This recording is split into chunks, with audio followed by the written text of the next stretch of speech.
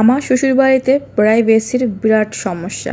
উপরতলার কথা নিচতলা থেকেই শোনা যায়। আমার হাজবেন্ড যখন আমাকে বিয়ে করে শ্বশুরবাড়িতে নিয়ে এলো তখন সবার মাথায় যেন আকাশ ভেঙে পড়লো। আমার হাজবেন্ডকে তার মা পাশের রুমে গিয়ে নিয়ে বললেন যে তার পছন্দ ছিল একটা ভার্সিটির মডার্ন মেয়ে আনার, দেখতে খুবই সুন্দরী হবে, সেই সাথে ধনী পরিবারের মেয়ে। তো আমাকে যেহেতু মধ্যবিত্ত পরিবার থেকে বিয়ে করে এনেছে, এই কারণে কিন্তু আমার শাশুড়ি এটা একদমই পছন্দ করে না। এরপরে আমার হাজবেন্ড বাড়ি ছেড়ে যাওয়ার হুমকি দিল। তো ওতে একটু আপাতত কাজ হয়েছে, কিন্তু শাশুড়ি আম্মা তিতা ওষুধের মতো কোনো রকম আর কি আমাকে মেনে নিলেন। আসলে আমার শাশুড়ির রাগ করাটাই স্বাভাবিক। গুলশানে ওনাদের এত বড় দোতলা বাড়ি, সামনে পিছনে কিন্তু বিরাট কারখানা। আর আমার শ্বশুর কিন্তু আর্মি ছিলেন, তিনি রিটায়ার্ড করেছে। আমার হাজবেন্ড দেখতে সুন্দর, 6 ফুট লম্বা এবং সুদর্শন একজন পুরুষ, পড়াশোনায় অনেক ভালো। তো সেই ছেলে কিনা এমন একটা মেয়েকে ঘরে এনেছে। সবাই মিলে আমাকে না মানাটা খুবই স্বাভাবিক। তো এইভাবেই কিন্তু নিজেকে আমি মনে সান্ত্বনা দিলাম। আমার শ্বশুর এ নিয়ে কিন্তু একটা কথা বললো না, সে একদম চুপচাপ ছিল এবং মনে হলো যে একজন নিরপেক্ষ মানুষ। আমাকে মেনে নিয়ে আবার শাশুড়ি আমাকে খেপাতে চাচ্ছেন না উনি। তো হয়তো কখনো ডাইনিং রুমে আমার সঙ্গে একটু হেসে কথা বলছে, কিন্তু যখনই শাশুড়ি আম্মাকে দেখলো তো তৎক্ষণাৎ কিন্তু একদম চুপ হয়ে যায়।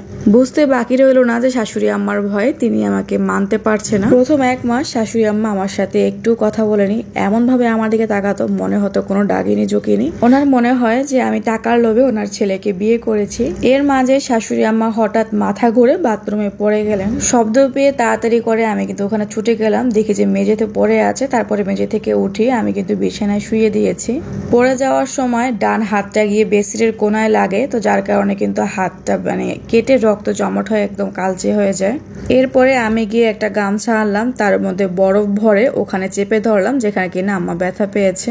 আমি ওনাকে স্পর্শ করা মাত্রই কেমন যেন শক্ত আর আড়ষ্ট হয়ে গেলেন। মনে হলো যে আমি চলে গেলেই বাঁচেন। তো আমি বরফ দিয়ে ওনার হাত আরো জোরে চেপে সম্পর্কের বরফ গলানোর জন্য বললাম এবং জিজ্ঞেস করলাম যে আম্মা ব্যথা লাগছে বুঝি?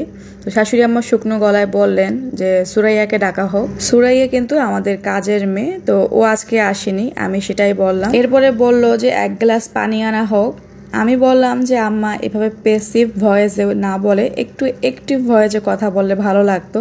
তো শাশুড়ি আম্মা কটকট করে আমার দিকে তাকিয়ে বললেন যে পানি আনছো না কেন? আমি বললাম যে আম্মা আমার একটা নাম আছে, আপনার ছেলে আমাকে যে নামে ডাকে আপনি সে নামেই ডাকতে পারেন। যেহেতু আপনার কোনো মেয়ে নেই তো আমাকে ডাকবেন, দেখবেন যে মনটা ফুরফুরা লাগবে। এরপরে পানি এনে দিলাম। শাশুড়ি কোনো জবাব দিলেন না, ঢকঢক করে কিন্তু পানিটা খেয়ে উপাস পেয়ে আবার শুয়ে পড়লেন। শাশুড়ি আম্মা প্রথম কিন্তু আমার রান্না খেতেন না, রান্না খাবে কিভাবে, সে তো আমাকে রান্না ঘরে ঢুকতে দিত না। বাথরুমে পড়ে যাওয়ার পর থেকে খাওয়া আরম্ভ করেছে।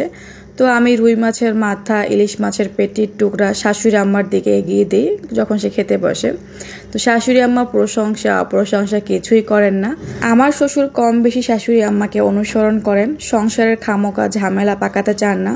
সেদিন চিংড়ি মাছের দো পেঁয়াজা রাঁধছিলাম। তো আম্মা কি কাজের জন্য কিচেনে এসেছেন, তো আমি একটু চামচে করে দো পেঁয়াজা এগিয়ে দিয়ে বললাম যে মা টেস্ট করে দেবেন যে কেমন হয়েছে। তো আম্মা আমার দিকে বড় বড় চোখ করে তাকিয়ে চামচ থেকে দো পেঁয়াজা একটু নিয়ে খেলেন। তারপর বললেন যে বাড়িতে নারকেলের পাউডার আছে, ওটা দিয়ে মালাইকারি রেঁধো, মজা হবে। পরে আবার যাওয়ার সময় একবার ঘুরে বললেন যে এটাও খারাপ না, তোমার বাবা পছন্দ করবে। তো এই কথা শুনে কিন্তু আবার আমার খুব ভালো লাগে।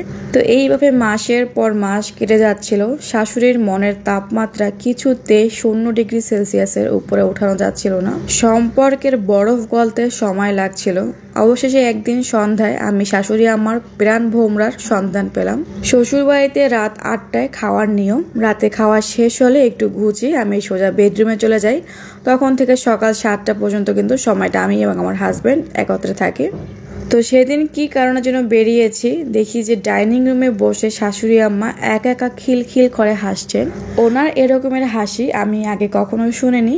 দরজার কাছে গিয়ে দেখলাম যে শাশুড়ি আম্মা স্টার প্লাসে শ্রীমান শ্রীমতী নামের একটা সিরিজ দেখছেন। আমি আস্তে করে গিয়ে শাশুড়ি আম্মার পাশে বসলাম। যে আম্মা কিন্তু আমার দিকে বড় বড় চোখ করে তাকিয়ে তারপর আবারও টিভির দিকে তাকালেন। হাসির মুভি তো তাই চাইলেও কিন্তু উনি আর গম্ভীর হয়ে থাকতে পারছিলেন না, একটু পর পর ফিক করে হাসছিলেন। তো আমিও কিন্তু হাসিতে যোগ দিয়ে বললাম যে আম্মা দেখেন মনীষা এইটা কি করলো। আমি হাসতে হাসতে শাশুড়ি আম্মার হাত ধরলাম। তো শাশুড়ি আম্মা কিন্তু হাত সরিয়ে নিলেন না। একটু পর দেখা গেল যে আমি আর শাশুড়ি আম্মা দুজনেই হাসতে হাসতে শেষ। এখন দেখা যায় যে প্রতিদিন আমি আর শাশুড়ি আম্মা রাতে টিভির সামনে বসি আমি দুজনের জন্য আলাদা লেবুর চা নিয়ে আসি। সারাভাই ভার্সেস সারাভাই। তো এটা দেখতে দেখতে আবারও আমাদের দুজনের অবস্থা কাহিল হয়ে যায়। শাশুড়ি আম্মা এখন আমার সঙ্গে একটু অ্যাক্টিভ ভয়েসে কথা বলেন। মাঝে মাঝে তিনি আমাকে নাম ধরে ডাকেন, এমনকি আত্মীয় স্বজনের সামনে আমাকে প্রেজেন্ট করতে লজ্জা পায় না। আমি প্রেগনেন্ট হবার পর পাশার দান আরো উল্টে গেল। ঘরে নাতি আসবে বলে আম্মা আনন্দে আত্মহারা। আমাকে বারবার জিজ্ঞেস করছে যে মেয়ে হবে নাকি ছেলে, এই বলে আমাকে জ্বালিয়ে মারছে। তাই আমি বিরক্ত হয়ে বলি যে আগে আলট্রাসাউন্ড হোক, তারপরে না হয় দেখা যাবে আম্মা, আপনি আর দুশ্চিন্তা করিয়েন না। 10 মাস পর আমাদের ঘর আলো করে একটা মেয়ে এলো।